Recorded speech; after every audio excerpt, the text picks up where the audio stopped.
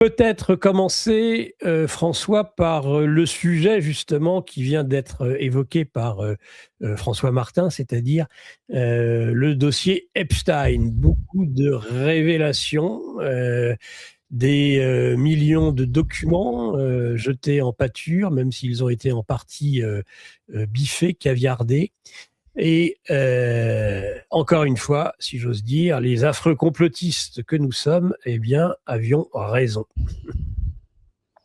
François Alors, Asselineau. oui, c'est un sujet, je pense, qui est quand même vraiment très très important, qui ne fait que commencer en fait. C'est une détonation à fragmentation et qui peut en fait ébranler pas mal les sociétés occidentales.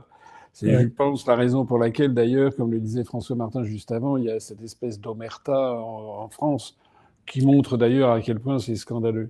Alors, je pense qu'il faut regarder ce dossier quand même avec beaucoup de prudence, parce qu'il y a énormément de choses à dire et de la prudence à avoir. Ouais. La prudence à avoir, c'est que lorsqu'il y a des noms qui apparaissent dans ces dossiers, il y a de tout parmi les noms cités. Il y a des noms qui sont des gens qui ont commis des activités illicites, voire criminelles. Il y a des noms de gens qui ont été des victimes. Et il y a des noms de gens qui ont, comme ça, rencontré ici ou là Epstein sans que ça aille forcément plus loin. Il y a des gens qui sont cités uniquement comme ça, mais sans qu'on ait la preuve matérielle qu'ils aient pu rencontrer Epstein. Par exemple, Macron, qui est cité, je crois, 270 fois, mais à aucun moment il n'est mentionné que Epstein l'aurait rencontré. C'est tout à fait différent, par exemple, de Bruno Le Maire, qui lui est mentionné comme ayant séjourné, et enfin en tout cas ayant été invité au domicile new-yorkais de Epstein. C'est pas pareil. Et c'est pas pareil non plus que les relations très étroites qu'il y avait entre Epstein et Jack Lang, ainsi que la fille de Jack Lang.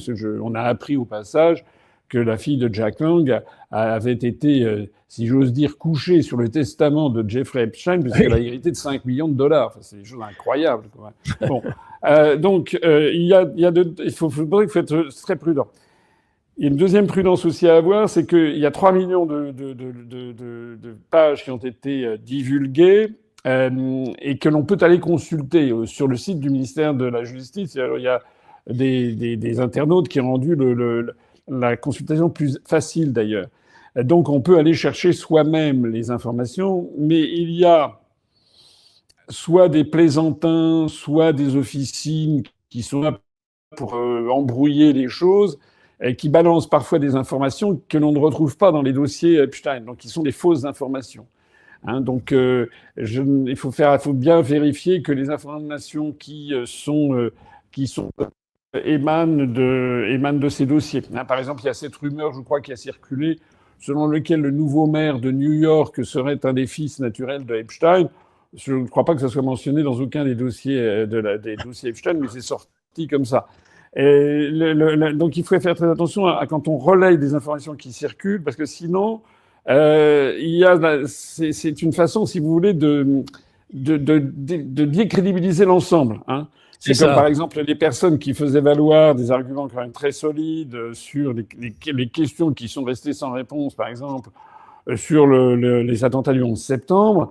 On a sorti dans la foulée des quantités d'autres théories. On a sorti aussi les platistes, des gens qui...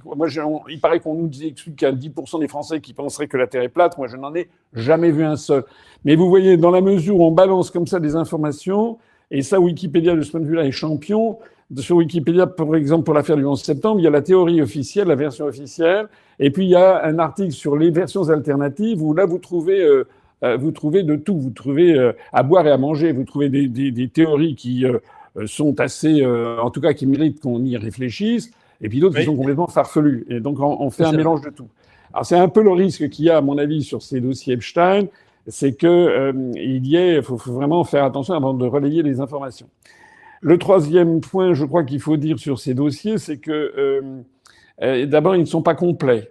Il y a un tiers qui reste à apparaître, paraît-il, qui est sans doute le tiers le plus gratiné. Il y a aussi un caviardage systématique qui a été fait sur les dossiers. Il y a des noms qui disparaissent.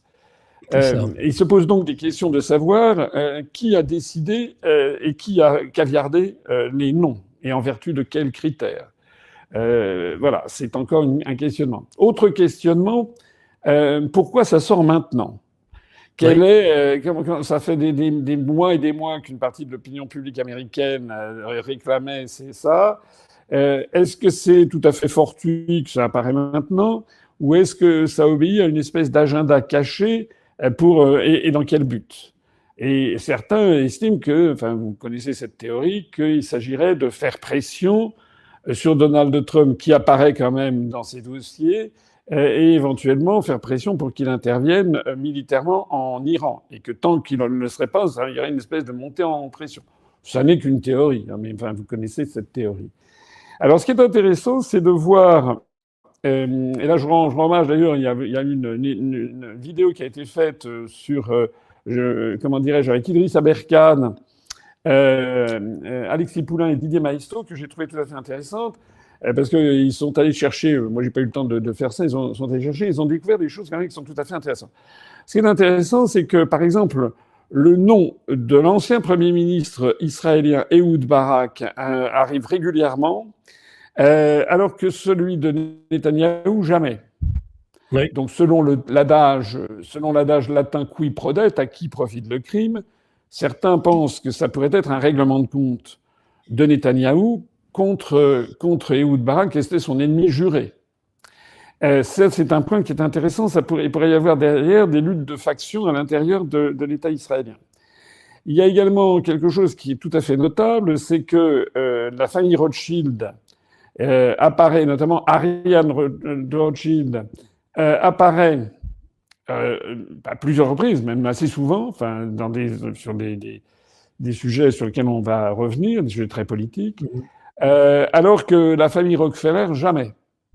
Et donc certains anticipent que peut-être, Epstein, qui avait d'ailleurs commencé, je crois, plus ou moins poussé par les Rockefeller, comment se fait-il on a l'impression que c'est un peu un règlement de compte contre les Rothschild. Voilà, ça ouvre le champ des perspectives. Et puis, dans tout ce cas, il y a évidemment le fond du dossier. Alors, le fond du dossier, on s'aperçoit que il y a eu des abus sur mineurs, sur des jeunes femmes qui venaient d'ailleurs souvent des pays de l'Est. Ce qui fait d'ailleurs, au passage, j'ai reçu hier John Laughlin, que vous connaissez certainement. John Laughlin, ouais, tout à fait. Que j'aime bien, qui vient régulièrement, que j'ai invité sur UPR TV hier. Et je l'interrogeais et je lui demandais comment c'est présenté au Royaume-Uni l'affaire Epstein. Et il paraît qu'il y a un des plus grands présentateurs de télévision britannique qui impute cette affaire Epstein en fait aux Russes. C'est les Russes. C'est les Russes, bien sûr. Au motif qu'un certain nombre de ces jeunes créatures seraient venues de Russie, ce qui d'ailleurs reste à démontrer parce que ça peut être plutôt de l'Ukraine. Mais voilà, donc chacun essaie de fourrer le mystique. Donc au-delà de cette rigolade, il y a quand même l'idée, d'un système extrêmement organisé, à la fois de dépravation, d'abus sur mineurs, etc. Mais pas que, comme on dit, c'est que Epstein avait commencé comme étant un prof, un prof de maths, donc il y a un mystère sur l'origine de la fortune d'Epstein. On connaît l'origine de la fortune d'Elon Musk. On connaît l'origine de la fortune de Bill Gates. On connaît l'origine de la fortune de Bernard Arnault. L'origine de la fortune d'Epstein, on n'en connaît rien, puisqu'il a commencé comme un prof de maths. Il en était arrivé à s'acheter donc une île dans les îles Vierges, c'est tout un programme. Les îles Vierges américaines, donc dans les Antilles, l'île en question s'appelle Little St. James. Donc je dis ça pour les amateurs de précision, ils pourront aller voir sur Wikipédia à quoi ça ressemble. C'est une petite île, les îles Vierges, qui d'ailleurs a été depuis lors revendue 60 millions de dollars à un milliardaire américain, sur laquelle il y avait donc quelques bâtiments. C'est là que se produisaient donc ces frasques. Mais sur cette île, dans ces bâtiments, c'était truffé de caméras pour prendre des photos et de films et de micros.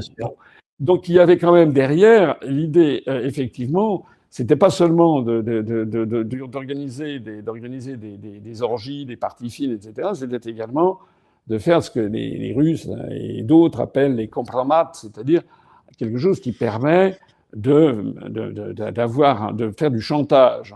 C'est bien de ça qu'il s'agit. Voilà. Et c'est là que certains voient la patte derrière les services secrets, enfin les services d'enseignement ou d'influence, de la CIA d'une part, mais surtout effectivement du Mossad d'autre part. Et c'est ça qui est également important dans ces dossiers, c'est que d'abord on apprend donc énormément. C'est incroyable en fait quand on voit le nombre de personnes qui sont citées là-dedans, c'est vraiment très impressionnant, y compris en France, mais dans le monde entier. Il y a quelque chose qui est aussi très impressionnant, qui revient, et c'est un peu ce qui est le plus gênant peut-être pour beaucoup de commentateurs, c'est quand même l'idée qu'il s'agit d'Israël et Epstein tient des propos, écrit des propos qui sont ceux d'un racisme contre ce qu'ils appellent les goïs, qui est écrit dessus, c'est les non-juifs, qui est absolument ahurissant. C'est vraiment un suprémacisme extraordinaire avec des propos voilà. Alors c'est horriblement gênant, bien entendu, parce que d'un seul coup, on peut pas trop en parler compte tenu de la situation. Ça veut dire qu'il y a quelque chose à bien noter, c'est que en fait, Epstein était proche de l'extrême droite israélienne, parce que tous les Juifs ne sont pas comme ça, bien sûr. D'ailleurs, je rappelle avant le 7 octobre, les fameux attentats du 7 octobre, Netanyahou était sur le départ. Il était honni par 70-80% de la population. Il était poursuivi. Il a d'ailleurs été poursuivi pour des faits délictueux. J'ai eu l'occasion de le signaler sur l'affaire du Groenland. Vous savez que quelqu'un qui s'appelle Ronald Lauder, qui est le fils d'Estée Lauder, la femme qui avait créé la ligne de cosmétiques. Ronald Lauder, qui est le président du Congrès juif mondial, est un ami à la fois de Trump et de Netanyahou. Il est à l'origine, c'est lui qui a soufflé à Trump l'idée de mettre la main sur le Groenland. Tout ça est documenté dans les sources les plus officielles qui soient, que ce soit au Groenland, que ce soit aux États-Unis, ce que je dis. Il a également, accessoirement, je crois, c'est son neveu ou son cousin, je sais plus quoi, son neveu qui vient d'être nommé par Trump à la tête de la Federal Reserve Board. Et ce monsieur Lauder avait financé de façon illégale les campagnes d'abord de Trump, de façon non illégale, mais de façon illégale, semble-t-il, les campagnes électorales de Netanyahou, de telle sorte que Netanyahou était poursuivi par la justice israélienne là-dessus. Donc, il faut bien comprendre un truc, c'est que Epstein se met dans cette nébuleuse qui est en fait celle du Likoud et même de l'extrême droite israélienne, celle qui veut créer le grand Israël. Ce n'est donc pas les propos qui sont des propos racistes qui feraient un tollé général si c'était, par exemple, ce même type de propos était prêté à des musulmans ou à des catholiques, etc. Ces propos peuvent nourrir effectivement un antisémitisme, une flambée d'antisémitisme, notamment aux États-Unis, où il y a, comme vous le savez, du fait de l'amendement numéro 1, le premier amendement de la Constitution, il y a une totale liberté de parole. Et donc, il faut effectivement se garder, être bien voir qui parle et d'où et pourquoi. Voilà. C'est-à-dire que tous les Juifs ne se reconnaissent pas dans le discours, comment dirais-je, suprémaciste qui suinte de différents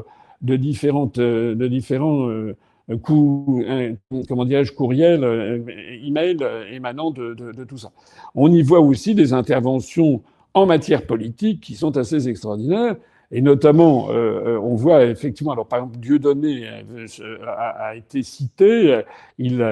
On voit que à croire ces courriels, il y a donc Ariane de Rothschild qui aurait demandé finalement qu'on s'occupe du cas Dieudonné. Et donc, du coup, effectivement, dans la semaine qui a suivi, Dieudonné aurait été banni de partout en France, etc. Bon, moi, je suis pas spécialement un amateur de Dieudonné. Bon, mais ce que je note, c'est que c'est quand même incroyable. C'est-à-dire qu'on voit qu'il y a derrière, en effet, des pouvoirs qui sont des pouvoirs dans l'ombre, des pouvoirs occultes. On voit que il y a des gens qui demandent des conseils à Epstein, qui lui demandent des conseils de nature politique. On voit que là-dedans, il y avait aussi bien comment dirais-je, la femme du prince héritier de Norvège, le prince Andrew qui est mouillé jusqu'au cou, mais aussi des personnalités en France dont finalement, sur lesquelles il y a un grand silence qui est fait. Tout ça n'est pas bien. Et je terminerai ce propos en disant que ce qui est vraiment très choquant, c'est de voir que les médias en France font une omerta complète. C'est incroyable. C'est incroyable. Quand vous regardez, vous écoutez France Info, c'est rien. Voilà. Donc il y a de temps en temps un petit truc qui sort, mais le fait que des gens comme par exemple Jack Lang, non seulement soit cité des centaines de fois et été très proche, mais a continué à être proche et à soutenir Epstein, même après que celui-ci avait été, comment dirais-je, inculpé, etc., pour des tournements de mineurs, etc. C'est incroyable. Et ce qui ressort de tout ça, quand même, on va voir la suite, mais moi, si vous voulez, je n'ai pas vu là-dedans. J'ai pas vu de Russes, j'ai pas vu de Chinois, j'ai pas vu d'Indiens, j'ai pas vu de Brésiliens. Donc c'est vraiment un truc qui est cantonné à l'Amérique du Nord et puis à l'Europe, à l'Union européenne, enfin à l'Europe occidentale. Et ça témoigne quand même, j'imagine, je voyais des articles de presse en Russie, ça donne de l'Occident vraiment une image qui est celle d'un continent, enfin d'une civilisation en perdition, en fait. Oui, c'est une conclusion que l'on peut avoir, une des conclusions que l'on peut en effet avoir sur l'affaire Epstein. Pour revenir au cas français, donc non seulement la France, eh bien, les médias se taisent, mais peut-être aussi parce que eh bien, nous sommes parmi les centres justement de cette affaire, avec beaucoup de personnalités françaises qui sont mises en cause, et même un questionnement sur les échanges qu'a pu avoir Emmanuel Macron dès 2016 avec Epstein, alors qu'il était ministre de l'économie et des finances. Absolument, on ne sait pas. Il semble qu'ils ne se soient pas rencontrés, je le disais tout à l'heure, mais quels ont été les contacts exactement qui ont été pleins. Il y a aussi le Rassemblement national est cité d'ailleurs quant au financement, avec un coup de main donné au RN. Enfin, on découvre vraiment des choses.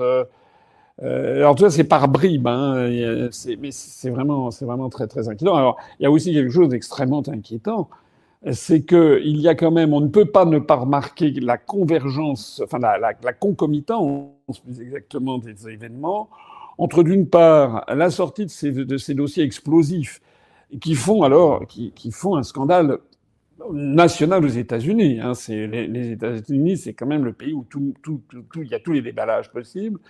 Alors qu'en France, on le disait tout à l'heure, il n'y a que sur les réseaux sociaux qu'on en parle, en définitive, de façon sérieuse. Hein. Alors, il y a des gens qui peuvent délirer, bien entendu, mais de façon approfondie et d'examiner ça, il n'y a que sur les réseaux sociaux.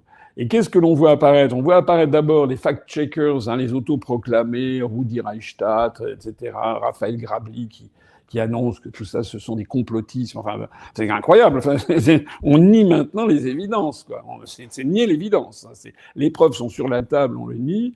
Donc ça, à la limite, ils font leur job habituel, qui sont celui de chien de garde de l'oligarchie. Mais ce qui est concomitant, c'est aussi les attaques contre les réseaux sociaux, et notamment cette loi pour interdire aux mineurs de moins de 15 ans d'aller sur les réseaux sociaux, qui a été votée à l'Assemblée nationale, avec la seule opposition de LFI, avec le soutien du Rassemblement national, ce qui c'est absolument scandaleux, parce que bien entendu, comment peut-on savoir si quelqu'un a moins de 15 ans? Ça ne va pas être seulement déclaratif. C'est-à-dire qu'il va falloir présenter une pièce d'identité. Voilà. Bien à terme, je ne sais pas, moi, un pass numérique ou bon. Et donc, ben, il se passera que au moment où vous présenterez votre pièce d'identité, vous serez enregistré. Et donc ensuite, on peut ce que vous consulterez, même si vous avez un âge canonique, ce que vous consulterez pourra être enregistré. Donc il s'agit, derrière cette loi visant à interdire la consultation des réseaux sociaux pour les moins de 15 ans, il s'agit en fait de se constituer une base de données pour éventuellement fliquer toute la population. Hein, j'ai déjà eu l'occasion d'expliquer, moi je me rappelle, je ne sais pas si ça vous est déjà arrivé, mais si vous êtes déjà allé à Tahiti, depuis Paris, il y a un vol, tout le monde prend ce vol, c'est Paris-Los Angeles sur Air France, et puis Los Angeles Papeete sur Air Tahiti Nui. Normalement, les vols sont avant, jadis, c'était UTA qui faisait ça, il y a longtemps, avant la disparition de la compagnie aérienne UTA. Normalement, les vols sont faits pour vous arrivez, il y a une correspondance de 2 heures et vous repartez tout de suite. Moi, je l'avais pris il y a très très longtemps. Quand on arrivait à Los Angeles, on était mis dans un bocal, on sortait pas et on repartait pour la France. Ça s'appelait être en transit. Il n'y avait aucune formalité douanière puisqu'on restait confiné dans un espace sous douane. Bien. C'est ce qu'on appelle un vol en transit. Mais quand j'y suis retourné il y a quelques années, là en 2018, on avait des élections territoriales auxquelles on participait. Donc là, j'ai pris Air France et arrivé à Los Angeles, j'ai découvert quelque chose d'incroyable, c'est qu'il fallait sortir, entrer aux États-Unis, donc sortir de la zone sous douane, ensuite récupérer ses bagages, puis repasser les bagages au rayon X, et ensuite se réenregistrer pour le vol suivant, enfin le vol en correspondance. Mais quelle est la finalité de cette affaire? J'avais découvert que, enfin, c'est quelque chose d'incroyable, la zone de transit de l'aéroport de Los Angeles. Vous avez des nationalités du monde entier qui arrivent. Vous avez notamment des Coréens, des Chinois, des Singapouriens, des Japonais, etc., qui viennent sur la côte ouest des États-Unis, quitte à repartir sur la côte est ou aller en Amérique du Sud, etc. Il y a des Européens qui arrivent, comme nous, pour partir en Océanie, etc. Et en fait, qu'est-ce qui s'est passé? Pour entrer sur le territoire américain, il a fallu il y a des procédures très strictes qui sont là. Vous devez vous mettre devant un appareil qui vous prend en photo votre visage de face, de profil, de 3/4, etc. Donc, pour avoir comment dirais-je, quelque chose de votre portrait numérisé, vous devez ensuite mettre vos 10 doigts sur les 10, hein, pas 5 ou 2, dans les 10 doigts comme ça, en éventail sur des plaques pour qu'ils relèvent absolument toutes vos empreintes, les lignes de votre main, etc. Votre nom, votre prénom, votre date de naissance, etc. Enfin, c'est quasiment vos mensurations. Et quand est-ce que vous avez eu le bac? Mais c'est inouï. Et tout ça, c'est pour ça, en fait, que les Américains font sortir tout le monde. Alors, ça occasionne des files d'attente absolument monstrueuses. La connexion dure des 3-4 heures, c'est affreux. Surtout quand on vient de faire un Paris-Los Angeles, on n'a déjà pas tout à fait les yeux en face des trous parce que le vol dure plus de 9 heures, il y a un décalage horaire considérable, etc. Mais voilà à quoi ça sert en fait. L'objectif, c'est de se constituer des fichiers qui permettent ensuite de surveiller toute la population. Une chose est certaine, c'est que je sais que quelque part aux États-Unis, dans les fichiers du FBI ou de la CIA ou de je ne sais pas quoi, il y a tout, il y a mon nom, il y a ma photo, il y a mes empreintes digitales, il y a tout ça. Et ceci pour des millions de personnes. Mais ce que je pense, c'est ça qui se cache derrière ces affaires par sécurité pour les... Si on veut faire la sécurité pour les moins de 15 ans, c'est quand même assez simple. Hein. Il suffit tout simplement de faire la chasse à tous les sites. Il y a d'ailleurs des sites qui sont il y a énormément de sites qui peuvent être fermés. Donc, en fait, on laisse proliférer des sites qui pourraient très bien être fermés. Mais il faut bien comprendre que ce qui se cache derrière, moi, je relis ça à ce qu'on disait à l'instant avec l'affaire Epstein, c'est que l'idée que le peuple français, les peuples d'Europe ne puissent plus avoir à terme accès à une information qui ne soit pas une information validée. C'est-à-dire, en fait, ce qui est visé, ce sont les réseaux sociaux. Et quand je vois les déclarations de Madame la ministre, la Lenenanf, je sais plus quoi, qui dit que ça n'est qu'un premier pas et qu'ils vont verrouiller tout, il y a des rumeurs qui circulent sur le fait qu'au moment de l'élection présidentielle de l'année prochaine, tout sera fait pour empêcher de développer des fausses nouvelles, etc. Mais qu'est-ce que c'est que des fausses nouvelles, en fait? C'est-à-dire que, est-ce que, par exemple, l'idée de proposer, par exemple, de sortir de l'Union européenne, est-ce que ça va être incriminé et interdit de médias? Enfin, ça l'est d'ailleurs déjà de facto. Il suffit de voir le sort qui m'est réservé. C'est déjà de facto interdit. Je ne suis invité nulle part. Ce qui est autorisé, ce sont les fakes. Hein. Ce sont les gens qui sont, voilà, en fait, on va sortir de l'UE, mais en fait, non, c'est pas du tout ça. En fait, on va changer d'Europe, etc. Ça, c'est autorisé. Mais quelque chose un socle qui est très, très solide sur le terme, on sort de l'Union européenne, déjà, c'est de facto interdit des grands médias. Mais si c'est interdit des réseaux sociaux, vous voyez un petit peu le drame. J'en profite, tiens, pour dire au passage, pour les gens qui ne connaissent pas bien comment la politique. Nous, on est confrontés à quoi? Je me suis invité à part les réseaux sociaux, bien sûr, hein, à part vous, à part toutes les personnes, les structures qui m'invitent et que je remercie toujours parce qu'elles font leur devoir.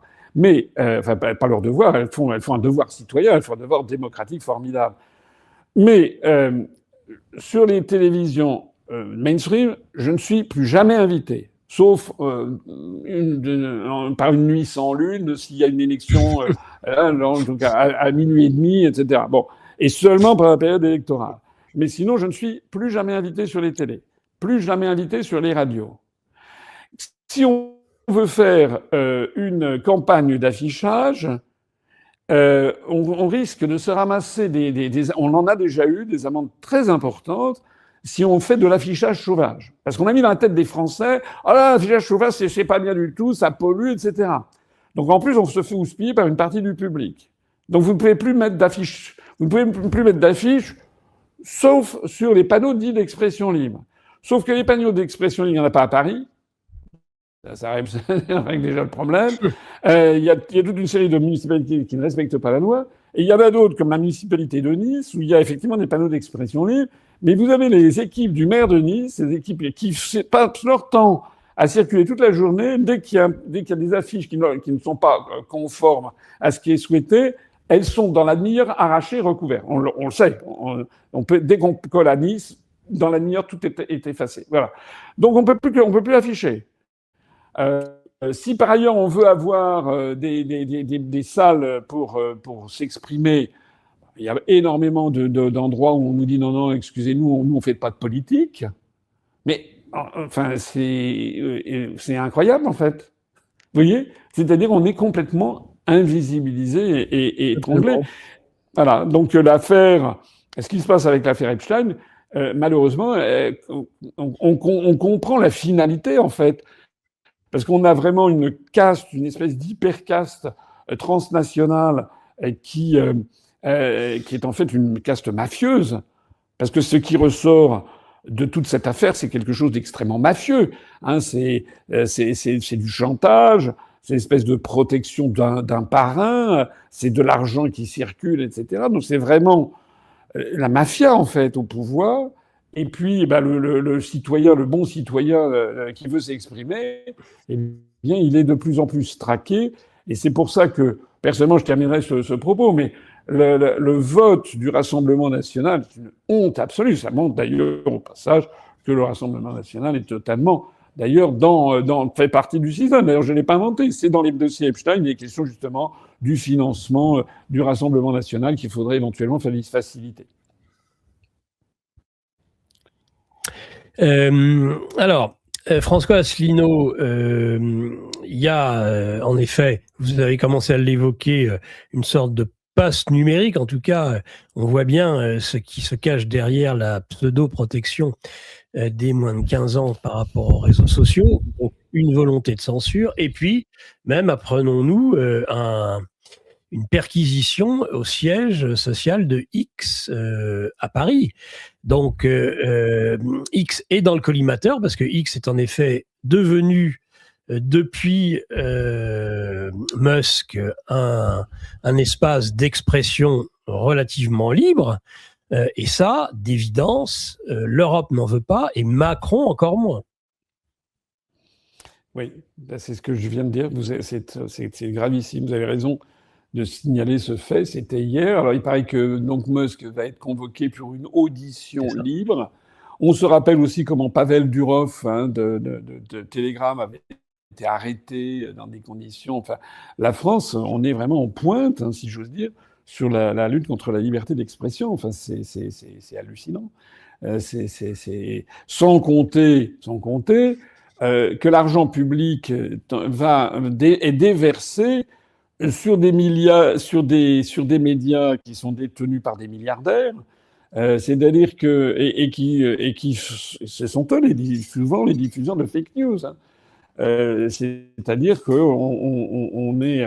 Vous savez que dans mon programme politique, nous proposons de supprimer toute aide à la presse. Voilà. Il n'y a pas d'aide à la presse aux États-Unis, il n'y a pas d'aide à la presse en Allemagne, etc., etc. D'ailleurs, tous ceux, les David Lisnard, les Sarah Knafo, qui sont là, fuera, fuera, qui veulent toujours couper les deux. Je ne les ai jamais entendus dire de couper les aides à la presse. Voilà. Moi, les aides à la presse qui consistent à donner des millions de francs, d'euros, pardon, même des dizaines de millions d'euros à des médias qui, s'agissant de ce qui nous concerne, on a quand même 1% des électeurs, un peu plus d'1% des électeurs, et beaucoup plus de sympathisants. C'est nous on paye des médias pour être invisibilisés ou se faire insulter. Enfin, c'est inouï. Incroyable. C'est incroyable. Donc, moi, je trouve qu'il faudrait supprimer toutes les aides à la presse. Et il faudrait démocratiser les grands médias français. Et la démocratisation ne passe pas du tout par la privatisation. Il suffit de voir CNews. CNews qui sombre dans le scandale. Ça devient c'est un scandale. C'est plus du tout un organe d'information. C'est un organe de propagande qui est alors perclus de scandales. Vous avez vu l'atmosphère, la façon dont M. Bilger est parti de là en disant que c'était irrespirable. Enfin, c'est atroce, ce truc. Donc les gens qui prennent modèle sur CNews, non, CNews a un agenda très précis, est celui de M. Bolloré et de M. Serge Nedjar, qui est le directeur de CNews, et qui consiste à promouvoir l'extrême droite, et une extrême droite pro-israélienne et pro-Likoud. C'est de ça qu'il s'agit. C'est exactement le créneau de Madame Knafo, de Monsieur Zemmour.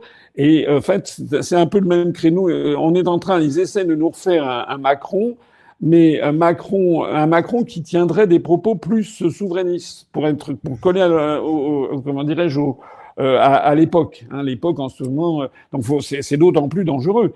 Nous, notre objectif, si nous arrivons au pouvoir, ça n'est certainement pas de privatiser le service public, mais c'est de le rendre aux Français, ce qui n'est pas la même chose.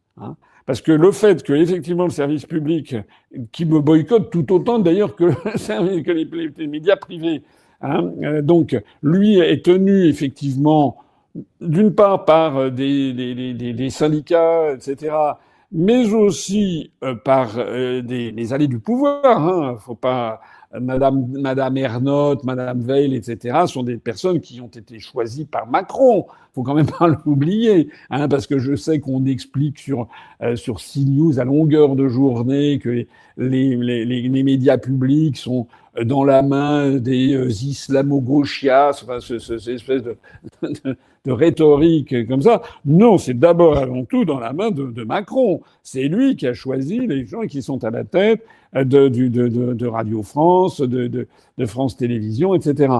Donc nous, ce que nous disons, c'est qu'il faut rendre le service public aux Français, c'est-à-dire le désidéologiser, couper le lien avec l'Élysée, puis surtout en faire un instrument qui est pluripartite et qui donne la parole à tout un chacun. Et là, c'est très facile. Il suffit tout simplement, j'allais dire, d'appliquer la loi. Voilà, si par exemple le TF1 accordait un temps de parole en fonction des résultats électoraux, moi, je passerai de temps en temps sur TF1. Voilà, et puis pas que moi. Et puis il y en a d'autres qui passent sans arrêt, qui ne passeraient pas du tout. Voilà, et puis on peut très bien avoir un système. Un peu, j'ai vu ça en Suisse. Il y a je crois que c'est la Tribune de Genève, qui est un journal suisse qui fait un truc qui est pas mal. À chaque article, il demande de voter auprès des électeurs sur Internet. Est-ce que ceci vous intéresse, vous intéresse pas, etc. Ça permet de savoir. On pourrait très bien avoir en France. On a les boîtiers médiamétrie. Vous savez, il y a 70 000 Français, ménages français dans toute la France qui peuvent. On suit à tout moment ce qu'ils Regarde. On pourrait très bien avoir des espèces de référendums quotidiens où on demanderait aux Français qui est-ce que vous voulez voir à la télé. C'est ça qu'on veut, nous, c'est que les Français puissent voir à la télé les gens qui veulent voir, et pas ceux qu'on leur impose, pas pour la énième fois Bernard-Henri Lévy. C'est insupportable. Voilà, ou Jacques Attali qui vient nous dire comme ça à chaque fois quel va être le prochain président de la République. C'est insupportable. Voilà. Mais ça n'a rien à voir avec le fait que ce soit des capitaux privés ou des capitaux publics. Hein. Parce que les capitaux privés, c'est encore pire. C'est du pareil au même. Voilà. J'en profite au passage, un petit. Mais sur la question des médias, parce qu'en fait, on voit bien que le monde d'aujourd'hui, c'est une guerre médiatique. Enfin, c'est la guerre de l'information. Enfin, j'invente rien. Mais c'est vraiment. Et avec l'affaire Epstein, on est en plein dedans. C'est-à-dire qu'actuellement, il y a ce que les anglo-saxons appellent du damage control, c'est comment contrôler un problème, des dommages qui risquent d'être. Comment on va essayer de les étouffer, voilà.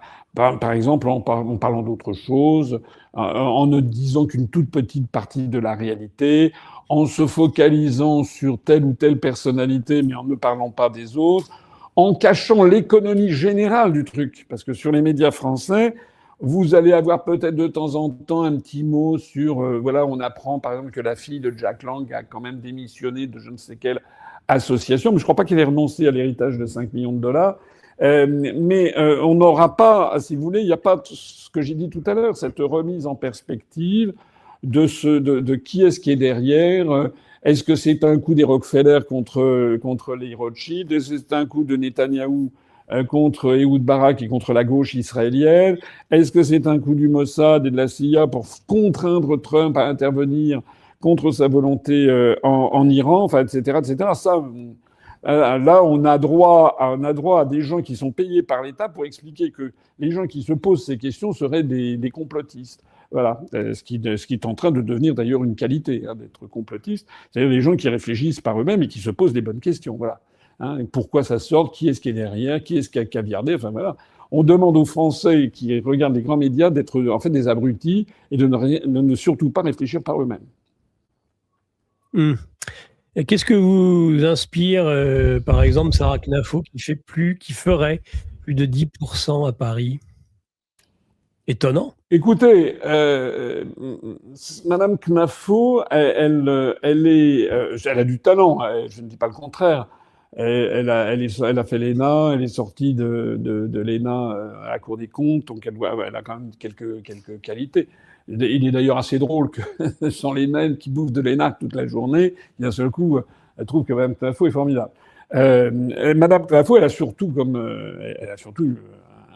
une fusée derrière qui est exactement la même que celle que Macron a eue en 2016. Hein. C'est-à-dire que Mme Knafo, matin, midi, soir et la nuit, 24 heures sur 24, sur tous les médias. C'est incroyable. C'est incroyable. Et sur Paris, par exemple, les sondages montrent qu'on le veuille ou pas, hein, moi je ne prends pas de parti, mais qu'on le veuille ou pas, celui qui arrive constamment en tête, c'est Emmanuel Grégoire, qui est l'héritier de Madame Hidalgo. Bon. Il est donné à 33% des suffrages. On ne le voit jamais. C'est incroyable. C'est incroyable. On ne le voit jamais. Je suis persuadé qu'il y a énormément de Français qui n'ont même pas entendu parler de ce type-là, qui a quand même une très forte probabilité d'être le prochain maire de Paris. En deux, vous avez Rachida Dati. Donc le premier est donné à 33, Madame Dati, elle est donnée, je crois, à 27% dans le dernier sondage. On la voit. Mais pas tellement. Un petit peu. Il faut dire qu'elle a une double casquette. Elle est aussi ministre de la Culture. Donc voilà. Enfin, on la voit pas tant que ça, en définitive. Après ça, vous avez en 3, vous avez Pierre-Yves Bournazel. Lui, il est donné à 14% des suffrages. Lui, c'est Horizon. Bon. Alors, c'est une personnalité peut-être un petit peu plus effacée, enfin, certainement, en tout cas moins connue que Madame Dati, ça c'est certain. Il a un peu le même profil peut-être qu'Emmanuel Grégoire, c'est-à-dire, bon, quelqu'un d'un petit peu sympathique, un peu effacé. Bon. Mais enfin, il est donné à 14%. Et puis c'est un local. C'est un local. Il fait campagne à Paris depuis longtemps. Voilà, il a été député. Il n'est jamais mentionné. Après ça, vous avez en numéro 4, si j'ai bien compris, vous avez Madame Chikirou de LFI, qui est donnée à 12%. Non plus, elle ne passe jamais, ou alors quand il en est question, on en parle notamment sur CNews, etc., comme la quintessence de l'islamo-gauchias, etc. Alors elle a des affaires sur le dos, hein, mais elle n'est pas la seule, parce qu'il y en a plusieurs qui ont des affaires sur le dos. Bien. Et puis après ça, vous avez Madame Knafo qui est donnée, en fait, qui est donnée depuis le début à 9%. Bon, entre 9 et 10, vous savez, ça c'est le sondage cluster, bon, sur lequel il y aurait beaucoup à dire, parce que n'importe quel institut peut dire n'importe quoi, et qui, effectivement, la donnerait à 10%. Bien. Mais elle est non-stop. D'ailleurs, je crois que Emmanuel Grégoire, ils ont saisi l'Arcom, mais l'Arcom ne fait rien. On a découvert, vous avez vu que d'ailleurs l'Arcom aurait eu une instruction élyséenne de ne pas taper sur CNews. Et CNews fait matin, midi, soir et la nuit la promotion de Madame Knafo. C'est incroyable. Alors, je vois ça quand j'ai eu le malheur de dire, enfin, pas le malheur, j'ai eu raison de dire, parce que je l'ai épinglé, Madame Knafo, elle a dit qu'elle était gaulliste. Gaulliste. Elle veut rester dans l'Union européenne. Elle veut rester dans l'OTAN. Je rappelle quand même que De Gaulle avait refusé toujours le principe même d'une Europe fédérale et avait fait sortir la France du commandement militaire intégré de l'OTAN. Elle est complètement alignée sur l'extrême droite israélienne, sur le Likoud, alors que je rappelle quand même que De Gaulle avait prononcé l'embargo après la guerre des 6 jours sur les livraisons d'armes à Israël, et qu'il avait entamé une politique arabe. Elle est complètement alignée sur le narratif de l'OTAN concernant l'Ukraine, donc elle veut entrer en guerre contre la Russie. Enfin, elle ne veut pas rentrer personnellement, mais enfin, elle soutient. Il n'y a aucun regard critique là-dessus sur la Russie. Je rappelle que De Gaulle avait justement, au contraire, lancé la politique de détente avec l'Union soviétique. Par ailleurs, elle a un discours qui est systématiquement anti-étatiste, pour détruire l'État, pour tout privatiser. Je rappelle que c'est exactement le contraire de ce que De Gaulle faisait, qui lui était un ardent partisan de l'économie mixte, où il avait cette formule qu'il avait dite un jour à Perfit. En France, pour qu'un grand projet marche, il faut mettre de l'État. Sinon, ça merdoit. Voilà ce qu'il disait. Bon. Et donc, lui, il avait été un ardent promoteur d'Airbus, d'Ariane Espace, du Concorde. Et l'État était évidemment du programme électronucléaire, de la bombe atomique, etc. Tout l'État était évidemment une partie prenante très importante. Donc c'est pas du tout, mais pas du tout. De Gaulle était tout sauf un libéral, c'était tout sauf le modèle de Milley, de Madame Knafo ou de Monsieur Lisnard. Afuera, c'est pas du tout ça. L'idée que l'État d'ailleurs doit se retirer, mais c'est l'antithèse. L'idée aussi d'une espèce de capitalisme libéral. Faut-il que je rappelle ici que De Gaulle avait promu la participation des travailleurs, c'était son grand truc. C'est d'ailleurs une des raisons pour lesquelles il a d'ailleurs été flingué par une partie de l'oligarchie qui n'appréciait pas ça, parce qu'en fait, il s'était mis à dos tout le monde. Il voulait, De Gaulle, trouver une troisième voie entre le capitalisme et le socialisme. Voilà. Il considérait que le capitalisme avait un avantage considérable, c'était évidemment son dynamisme, son efficacité. Il avait un inconvénient considérable, c'était la production d'inégalités croissantes, qui pouvait mener à des différences sociales insupportables dans certaines sociétés. Et de l'autre côté, le socialisme, c'était l'inverse. C'est-à-dire qu'il reconnaissait au socialisme d'avoir fait justement la santé pour tous, d'avoir un accès aux soins, etc. Mais d'un autre côté, l'inefficacité économique se traduisant souvent par une pauvreté et puis éventuellement par le verrouillage d'ailleurs des médias, puisque ça ne se passait pas, les événements ne se passaient pas conformément à la théorie marxiste. Donc lui, il avait essayé d'inventer une troisième voie où on garderait le capitalisme, mais où on favoriserait la participation des travailleurs, c'est-à-dire que ce seraient les ouvriers, les salariés, les employés qui détiendraient eux-mêmes le capital de leur propre entreprise. Hein, en gros, c'était ça. C'est un petit peu, ça a été inspiré comme les sociétés coopératives ouvrières de production. Mais tout ça, ça n'était perçu, ça n'était pas bien perçu par comment dirais-je, les milieux d'affaires de droite, etc., la droite conservatrice, qui voyait, qui percevait un fumet de socialisme, et ça n'était pas bien perçu par le Parti communiste français, qui voyait un fumet de coopération de classe, hein, pour essayer de détourner le prolétariat de sa juste volonté de pratiquer la révolution mondiale. En fait, De Gaulle s'était mis à dos tout le monde. Mais enfin, tout ça pour dire, De Gaulle, c'est pas non plus la table et les prophètes. Bon, il est de son temps, le monde a évolué. Mais dire que Madame Knafo se prétendant gaulliste, c'est vraiment se moquer du monde. Mais c'est se moquer du monde dans des proportions absolument inimaginables. J'ai vu d'ailleurs qu'elle dit aussi qu'elle est, alors elle dit qu'elle est souverainiste, mais qu'elle est contre le Frexit. Enfin, voilà. Donc tout ça, c'est cette espèce de méli-mélo. Et il y a des gens qui ne font pas le détail. Alors on me dit, je suis jaloux, je suis pas jaloux, je suis pas envieux. Je suis simplement préoccupé de voir tant de Français qui tombent dans le panneau. C'est un nouveau Macron. Hein, on va dire, il y a des Français, si vous voulez, c'est un petit peu, j'ai le sentiment que dans les Français, il y a des gens qui ont un degré d'addiction différent. Vous savez que par exemple, il y a des personnes qui boivent de l'alcool et puis qui ne deviennent jamais alcooliques. Voilà, ils boivent un peu. Moi, c'est mon cas. Bah, moi, ça m'arrive de boire un verre de vin ou faire lorsqu'il y a une fête, etc., de boire quelques coupes de champagne. Et puis pendant 2-3 jours après, je ne bois que de l'eau parce que je ne suis pas du tout addict. Je n'ai pas d'addiction à ça. Et il y a beaucoup de gens comme moi. Mais il y a des gens non. Il y a des gens et ça devient plus fort qu'eux. Voilà, ils deviennent alcooliques.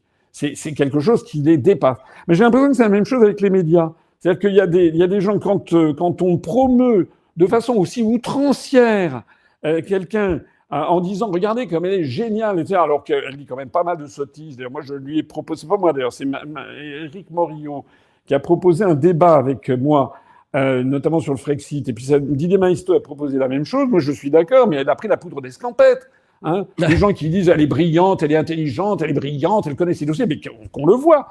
Parce que là, ce sont des matchs de catch qui sont organisés pour Madame Knafo. C'est-à-dire qu'elle est face à des gens qui disent « Ah, qu'elle est géniale ». C'est exactement la même chose qu'avec Macron.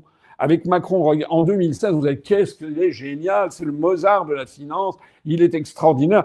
Moi, je le connaissais, on le connaissait à l'inspection des finances. La description qui était faite dans les médias n'avait aucun rapport avec la réalité. Et d'ailleurs, on l'a bien vu. Macron n'est pas du tout le Mozart de la finance. Hélas, on voit à quel point il a ruiné le pays. Macron n'est pas quelqu'un d'intelligent. C'est un malade mental. S'il était intelligent, il y a énormément de choses qu'il n'aurait pas faites ou d'autres qu'il aurait faites pour éviter d'être dans la situation dans laquelle il est, c'est-à-dire qu'il est tricard dans le monde entier. Bon, donc voilà. Et donc pour en revenir à mon addiction, j'ai l'impression que face à une promotion outrancière d'un nouveau candidat, comme l'avait d'ailleurs été Zemmour lui-même en 2021, on a l'impression qu'il y a une grande partie de la population qui est quand même qui garde le calme des vieilles troupes, qui n'est pas addict. Puis il y en a d'autres qui ne peuvent pas résister au fait de voir à la télé quelqu'un dont on dit que c'est génial. Donc ils sont là, il est génial, génial, génial. Et donc, voilà, on a eu. Je rappelle quand même que Zemmour nous avait été présenté par des instituts de sondage. Hein, il y avait eu notamment le fameux IFOP de M. Dabi, etc., qui avait catapulté Zemmour au deuxième tour. Et encore au mois de février 2022, il était au deuxième tour et il était donné à 43% ou 45%, je ne me rappelle plus, mais plus de 40%. Contre Macron au deuxième tour. En février 2022, je vous retrouverai le sondage. C'est quand même incroyable, alors que je rappelle qu'il a terminé à 7%. Parce qu'il y a jamais, on ne demande jamais de compte aux instituts de sondage. Ce sont d'ailleurs qui possèdent des instituts de sondage. Voilà. Donc là, évidemment, c'est toujours la même théorie, la théorie de comment dirais-je, la prophétie autoréalisatrice. Si vous avez des sondages qui montent, les gens vont dire elle monte, donc je vais voter pour elle. Bon, moi je connais quand même assez bien Paris, parce que j'ai été moi-même conseiller de Paris, je rappelle. Quand j'étais avec Pasqua qui m'avait du jour au lendemain envoyé comme candidat dans le 19e arrondissement sur une liste Tibéri avec laquelle il avait fait alliance. Donc moi, je n'étais pas spécialement tibériste. Bon. Et j'habitais même pas au 19e arrondissement. Bon, bref, je m'étais retrouvé là-dedans. En fait, j'avais découvert que donc il y a des réseaux à Paris tout à fait importants. Il y a des habitudes acquises. Voilà, chaque candidat, si vous voulez, Madame Hidalgo, les socialistes, ils ont tissé depuis des années des liens avec la population pour produire, je sais pas, une place en crèche, faire ci ou faire ça, ou un petit coup de main ici ou là. Donc, ils ne vont pas s'effondrer. Il y a des jeunes qui disent Madame Hidalgo a fait 1,7% à la présidentielle. C'est tout à fait exact. Mais il faut faire la différence. C'est pas du tout la même élection.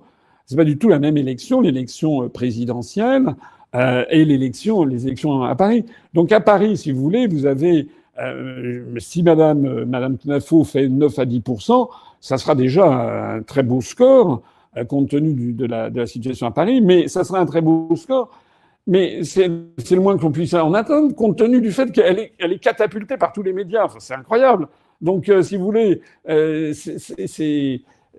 voilà. Alors moi, je vois, il y a des gens, j'ai vu ça sur les réseaux sociaux, il y a des gens qui me reprochent ou qui reprochent à d'autres. Ah oui, vous êtes jaloux. Alors, c'est que moi, par exemple, quand je suis interdit d'antenne, quand j'ai 0%, on m'explique que c'est normal, c'est parce que je n'intéresse personne. Mais quand Madame Knafo, qui a donné à 9%, elle a droit à 90% du temps de parole, les mêmes vous expliquent mais c'est normal, c'est les autres qui n'intéressent personne. C'est-à-dire, il faudrait savoir, soit le temps de parole est donné en fonction des sondages et des résultats électoraux antérieurs, soit ça ne l'est pas. Voilà.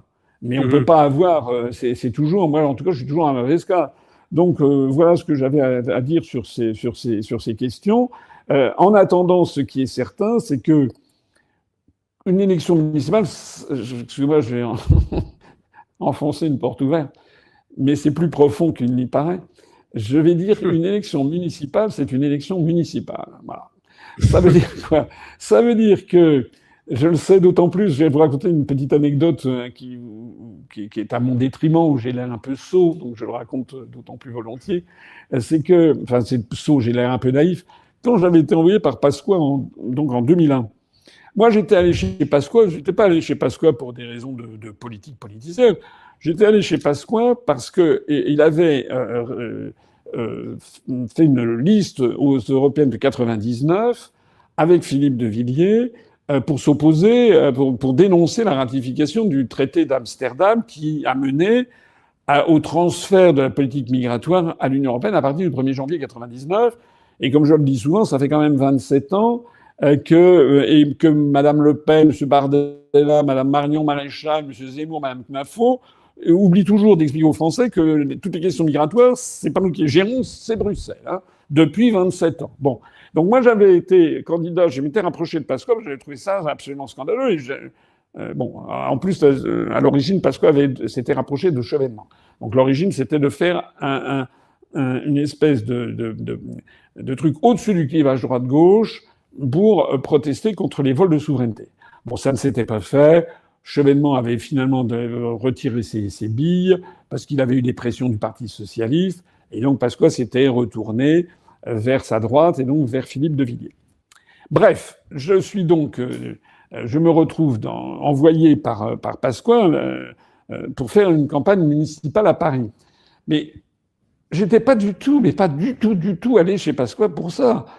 Moi, je suis quelqu'un de franc, d'honnête, je fais de la politique pour mes convictions. Parce que depuis cette époque, et depuis ce que j'avais vu en cabinet ministériel, j'avais acquis la conviction qui, malheureusement, est confirmée par les événements, que la France risque d'être détruite.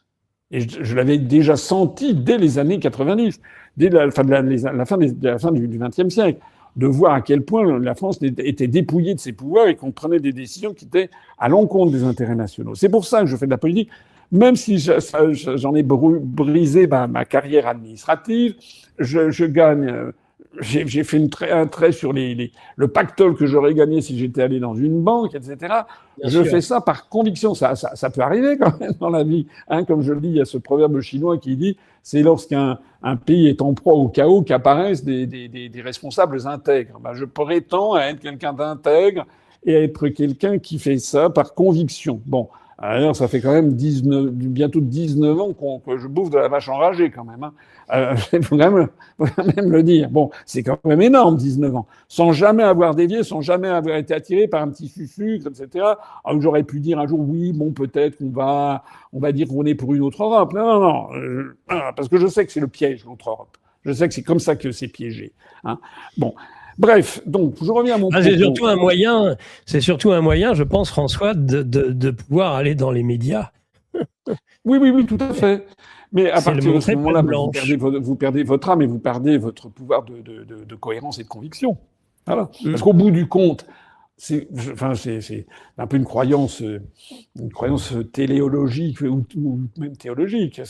Je pense qu'au bout du compte, la vérité finit toujours par l'emporter sur le mensonge. Bon, c'est peut-être parce que je suis optimiste, mais quand même. Bon. Et d'ailleurs, ce qui se passe fait que de plus en plus, les gens, moi, je vois avec satisfaction que lorsque j'ai créé l'UPR en 2007, en disant qu'il fallait sortir de l'Union européenne, tout le monde disait voilà, que j'étais dingo, hein, qu'on pouvait même pas. D'abord, l'Europe, c'était la paix. Deuxièmement, on ne pouvait pas en sortir. Troisièmement, j'étais dingo. Bon. Maintenant, non, c'est un mouvement. Il y a de plus en plus de gens qui commencent à regarder ça de façon sérieuse. Mais vous vous rendez compte, 19 ans, j'en ai pris pour 19 ans. Et c'est pas fini. Bon. Donc, moi, je me retrouve avec Pasqua et qui m'envoie là-dedans. Bien. J'arrive dans le 19e arrondissement où j'habitais pas. On avait 3 semaines pour faire campagne. C'était, en plus, je connaissais pas grand monde. J'avais été flanqué. Tibéri m'avait imposé le numéro 2 et le numéro 3 de listes qui obéissaient à des réflexions communautaristes. Je n'en dirai pas davantage. Mais donc, voilà, donc j'étais obligé d'avoir une liste un peu communautariste, ce qui est le contraire, à mon avis, de la République. Enfin, bref.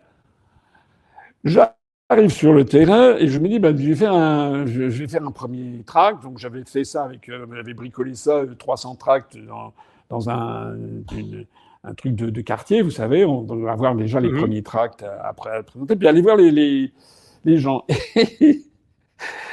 Je vais raconter parce que c'est quand même une anecdote qui montre un peu une certaine forme de candeur et de naïveté. C'est que j'arrive et j'avise les gens en leur disant, en commençant à leur parler des méfaits de notre appartenance à la construction européenne. C'est ça que j'ai commencé. C'était mon truc, c'est toujours mon truc d'ailleurs. Et d'ailleurs, j'ai raison. C'est la clé de voûte de tous les problèmes de la France. Bien sûr qu'il y a d'autres problèmes, mais c'est tant qu'on n'aura pas récupéré notre souveraineté, ça ne va faire que ce que. Donc je commence à parler de ces questions. Mais ça a duré 1 heure, 1 heure et demie. Après ça, j'ai dit j'ai mis les tracts au panier, j'ai changé. Pourquoi ? Parce que j'ai vu dans les gens que je rencontrais une incompréhension totale. Les gens me regardaient, je me rappelle, il y avait une vieille grand-mère c'était caricatural, elle était là avec son sac, elle revenait de course, il y avait un poireau qui sortait de son cabas, et elle me regarde, mais elle me dit, mais monsieur, qu'est-ce que vous faites pour les crottes de chien ? Alors, c'est un sujet, hein, les crottes de chien à Paris, la saleté de Paris, c'est un vrai sujet. Oui, c'est clair.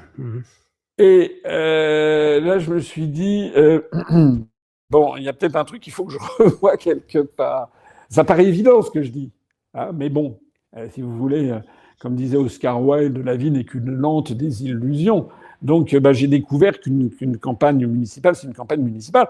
D'ailleurs, Madame Knafo, elle est contrainte à ça, comme tout le monde. Donc, j'ai vu qu'elle a lancé ce projet de remettre la voie sur berge au profit des voitures, etc. Bon, mais je ne sais pas. C'est pas évident, hein, son truc, de dépenser, de mettre au-dessus une promenade piétonnière. Mais alors, il y a des gens qui disent « Ouais, tout est chiffré, il est fantastique. » Ah bon, est-ce que c'est vraiment chiffré, ces trucs ? Voilà, c'est-à-dire que Madame Knafo, elle est un peu comme beaucoup de gens, hein, comme David Listin, etc. Tous ces gens qui considèrent qu'il y a trop de fonctionnaires en général, trop d'États en général, et pas assez en particulier. C'est toujours la même chose. Hein. Là, j'ai vu, par exemple, qu'elle est là, fouera, elle va tailler dans le vif. Et puis, là, il y avait l'affaire de quoi des policiers, il faut augmenter les moyens de la police. Mais il y aurait une manifestation là en ce moment des enseignants. Elle irait au milieu des enseignants en disant qu'il faut augmenter les moyens des enseignants. Et puis après ça, il faut augmenter les moyens des pompiers. Et puis après ça, s'il y a des hôpitaux, etc., etc. Hein. Donc voilà, c'est une. Je pense que de ce point de vue-là, il va falloir quand même que son programme, il va falloir qu'elle réponde de son programme. Il y a des gens qui sont d'accord pour remettre les voies sur berge ouvertes à la circulation. Moi, à mon avis, ils sont minoritaires. À mon avis, ils sont minoritaires. Et je pense, par exemple, le vélo dans Paris. Maintenant, c'est un vrai sujet clivant, qui d'ailleurs n'a aucun rapport avec la droite et la gauche, au passage. Peut-être un petit peu plus de gauche, mais il y a aussi des gens de droite qui font du vélo. Et puis, ça n'a alors aucun rapport avec, avec la souveraineté nationale. Bon, savoir, est-ce que oui ou non on fait une ville pour les vélos ou pas pour les vélos? Et ça, ce sont des sujets très locaux qui sont des sujets qui impriment beaucoup au moment du vote et qui fait le fait par. Il faut comprendre un truc, c'est que Madame Hidalgo, qui est vouée aux gémonies par beaucoup de gens et qui a fait effectivement enfin, c'est des travaux dans Paris, c'est insupportable. Elle a la gestion financière de la ville de Paris, elle a endetté la ville de façon considérable. Elle dépense, il y a des dépenses absolument scandaleuses, y compris d'ailleurs des financements, vous savez, à ces bateaux là qui font le trafic de migrants là, pour le compte de l'Open Society, donc la ville de Paris ou le département de Paris, puisque vous savez que quand vous êtes conseiller de Paris, vous êtes c'est à la fois un conseil municipal et un conseil départemental. Paris est à la fois une municipalité, une commune et un département. Donc d'ailleurs, quand vous êtes au conseil de Paris, ce qui était mon cas, il y avait une partie de la séance, c'était en tant que on était dans le conseil municipal, et puis à un moment, on annonçait à la tribune, le maire disait, maintenant on change de casquette, et maintenant c'est en tant que département. Donc les programmes vont être regardés, mais ce qu'il faut comprendre, c'est que malgré la mauvaise gestion de Madame Hidalgo, il y a un fonds sociologique dans Paris qui est quand même très à gauche. Voilà.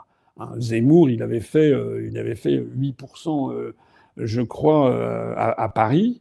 C'est d'ailleurs un peu la moyenne nationale, mais avec des très fortes disparités.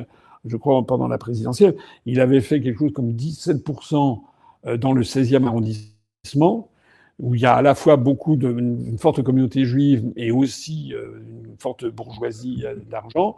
Mais dans les quartiers populaires, Zemmour, il était tombé, il faisait un ou deux. Hein. C'est un peu comme ça qu'il faut voir la sociologie électorale de la ville de Paris. Bon, il nous reste quelques minutes seulement pour la fin de cet entretien. Est-ce que vous voulez rester sur de la politique nationale ou sur l'Europe? Parce que j'avais quand même aussi... Oui, François? Non, allez-y, je suis là pour répondre à la question. J'avais éventuellement une question sur le nouvel axe germano-italien en Europe, que je trouve... alors que la France, qui ne jurait que par le moteur franco-allemand, une déconvenue de plus pour les Français et pour Macron en matière de communauté et d'Union européenne. Peut-être terminer là-dessus. Oui, mais alors déjà, je reconnais votre côté facétieux, parce que parler d'un nouvel axe, c'est vraiment le cas de le dire. Oui. L'Allemagne hitlérienne et l'Italie mussolinienne, c'était les forces de l'axe, justement. Je crois que c'est une très bonne question, si vous me permettez, que vous posez, parce qui a été insuffisamment, là aussi, relevée, parce elle est le signe de beaucoup de choses. Effectivement, il y a eu une alliance qui a été signée en marge de Davos, dans le dos de Macron et des Français, une alliance tous azimuts, c'est pas un petit traité comme ça, c'est une vraie alliance germano-italienne sur plein de sujets et qui témoigne du fait que la France subit une éclipse totale. La France est jugée comme un partenaire qui n'est pas sérieux, qui est dirigé par un dingue, par une équipe de branquignoles. Il n'y a pas que Macron, il y a toute la classe politique française y passe d'ailleurs, au passage. Donc les Allemands et les Italiens prennent leur distance. Alors, de notoriété publique, vous savez que Mme Meloni déteste Macron, mais elle ne le cache même pas. Hein.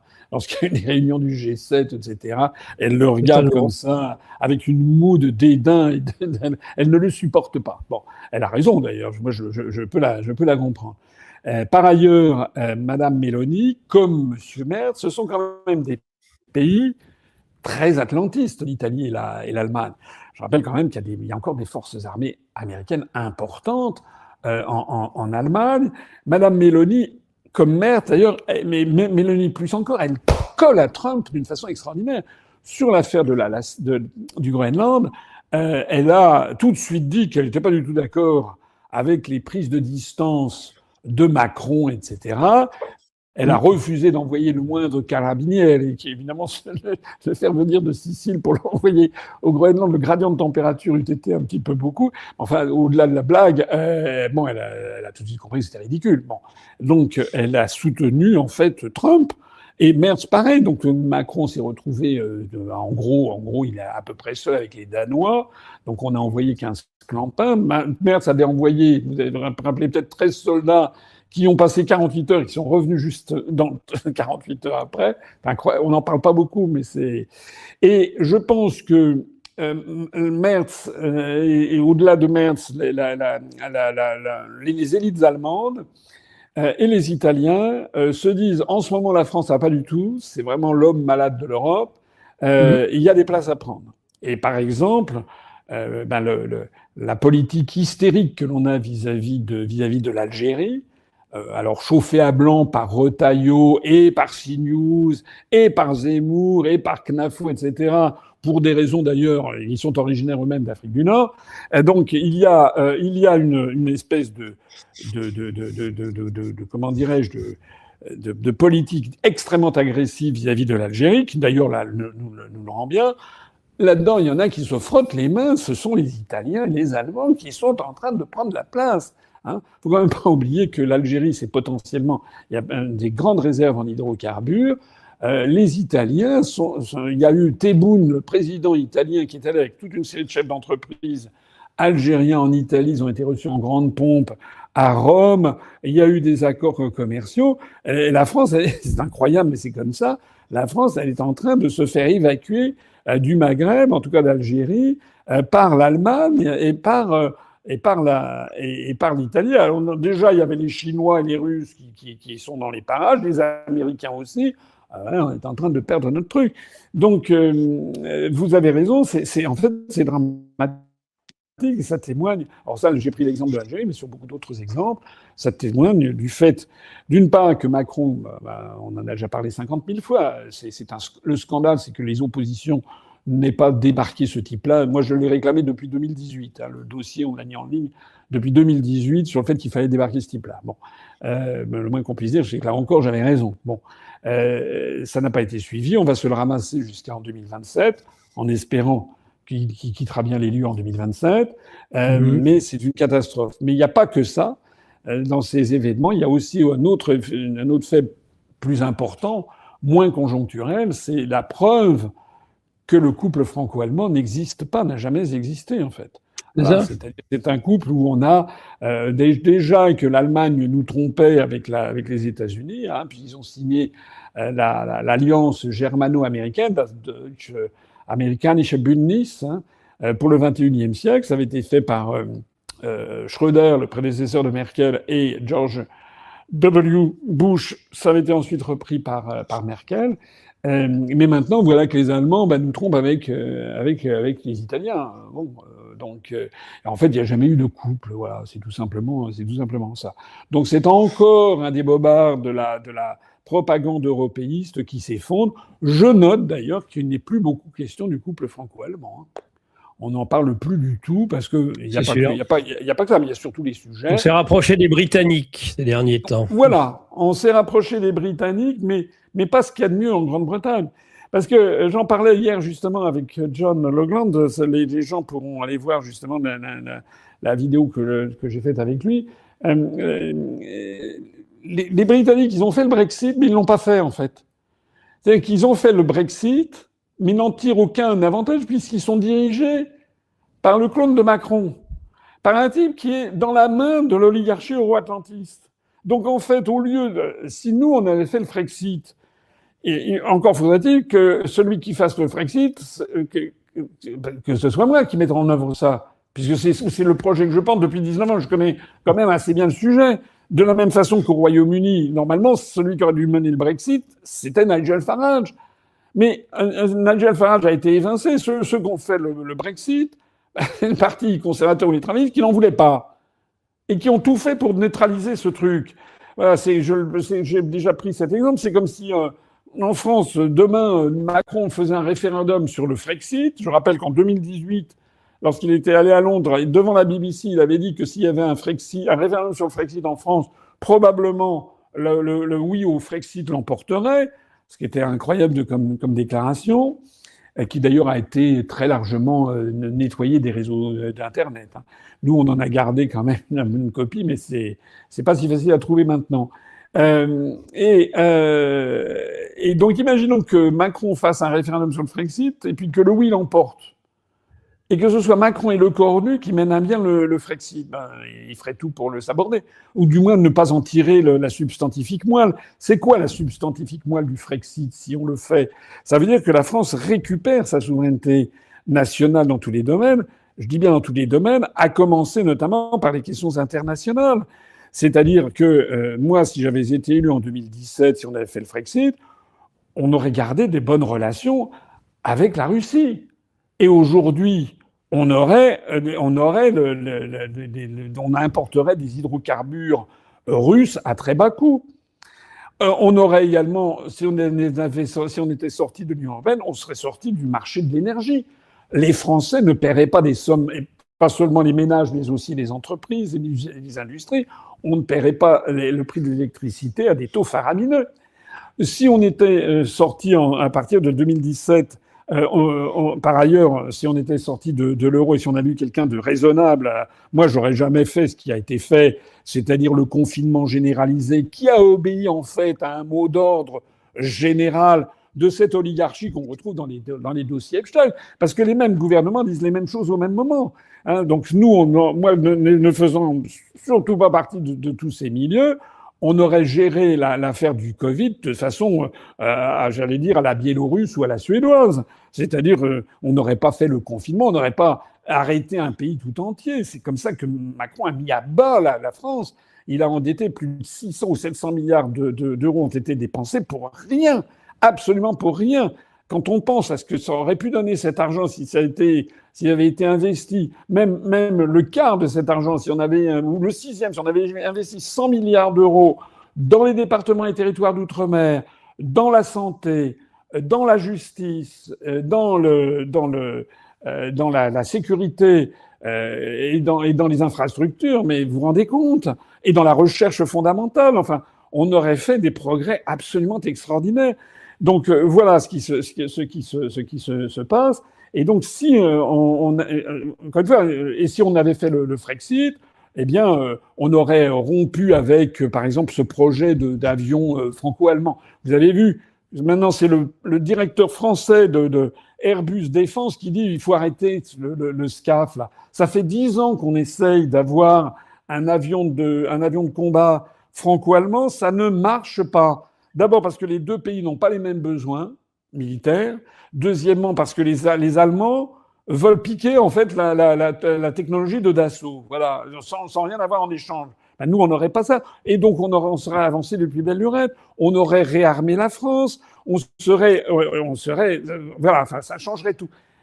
Donc, ça veut dire quoi? Ça veut dire que le Frexit, c'est pas parce qu'il y aurait un jour le Frexit que c'est garanti d'avoir un bon gouvernement. Hein, de la même façon que le Brexit au Royaume-Uni n'a pas été suivi du bon gouvernement qu'il aurait fallu. Il se ramasse quelqu'un qui est un clone de Macron. Donc vous avez raison, Starmer et Macron, c'est un petit peu du pareil au même. D'ailleurs, l'un et l'autre sont absolument détestés. D'ailleurs, l'un et l'autre ont été quand même assez maltraités en Chine. Macron, rappelez-vous comment il avait été maltraité par le protocole chinois. Vous savez, il y avait une table qui lui arrivait là, il était dans un fauteuil à bascule. Ça, c'était un truc de dément. Et puis, là, j'ai vu que Starmer est allé en Chine. Là, il a visité la cité interdite, le Premier ministre britannique, avec un interprète. Alors, il y a des gens qui disent, mais non, il n'était pas tout seul, il y avait quelques gardes de sécurité. Oui, j'imagine quand même qu'ils avaient mis 2-3 personnes, le service chinois, pour protéger le Premier ministre britannique. Enfin, normalement, le chef du gouvernement du Royaume-Uni, s'il va visiter comme un chef d'État ou un chef de gouvernement d'un pays important, visitant la Chine, il aurait dû être accompagné au minimum par le ministre de la Culture et le ministre des Affaires étrangères chinois, si pas le Premier ministre chinois, peut-être pas le chef de l'État, mais pour faire la visite. Enfin, c'est comme ça que ça se passe. Traditionnellement, on n'envoie pas quelqu'un. Vous n'avez pas vu ça, voilà. Donc, effectivement, vous avez raison. Nous, d'ailleurs, on est les deux seuls, au bout du compte, à avoir dit, la France et l'Angleterre, qu'on allait envoyer des soldats en Ukraine pour garantir la sécurité de l'Ukraine. Mais vous avez vu ce qu'a dit Poutine tout de suite. Toute armée étrangère sur le sol ukrainien sera considérée comme une cible légitime. Aucun autre des 27 n'a dit qu'il allait envoyer de soldats, surtout pas l'Italie, l'Allemagne non plus, etc. C'est la France et l'Angleterre, au passage, qui disent ça et qui se proposent d'envoyer 20 000 soldats, alors qu'il y a actuellement, on estime, 500 000 soldats russes sur le sol de ce qu'était auparavant l'Ukraine. Je parle notamment du Donbass. Politicaster qui nous fait un don de 2 €, sauver la France, adhérer à l'UPR en nombre. Ou encore Bridget Birgitta qui nous félicite pour la miniature et qui donne 2,49 €. Miniature où on trouve en belle position François Asselineau. Eh bien, merci beaucoup, mon cher François. Voilà, merci de m'avoir reçu et c'est toujours un plaisir de venir parce que, en plus de ça, je pense que ce qui est bien, c'est vous me laissez parler sans trop m'interrompre. Ça, c'est quand même bien parce que ça permet de voir un peu ce que chacun a dans le ventre. Hein. Les médias qui ont cette manie d'interrompre sans cesse, ça fait quelque chose de très décousu et ça ne permet pas aux spectateurs de se faire une opinion sur le raisonnement, la personnalité de quelqu'un. C'est pas vrai qu'on peut juger de quelqu'un en 30 secondes. Non, non. Ce qu'il faut, voilà, il faut laisser les gens parler. Voilà. Il faudrait laisser M. Bardella expliquer pendant une demi-heure, je dis bien une demi-heure, quelle est sa vision du monde, ce qu'il connaît de la civilisation chinoise, comment il explique quel est le fonctionnement de Target 2 et de l'euro. Voilà, les Français découvriraient que c'est le désert du Kalahari. Hein, donc voilà. Donc c'est pour ça d'ailleurs que justement les grands médias saucissonnent, font des trucs super rapides pour surtout cacher le truc sous la table, pour montrer que voilà. Mais si je dis ça, après il y a des gens qui disent ça y est, il est jaloux. Non, je suis pas jaloux. Je suis vraiment à mon âge. Si j'étais jaloux de Knaf ou de Bardella, c'est pas ça.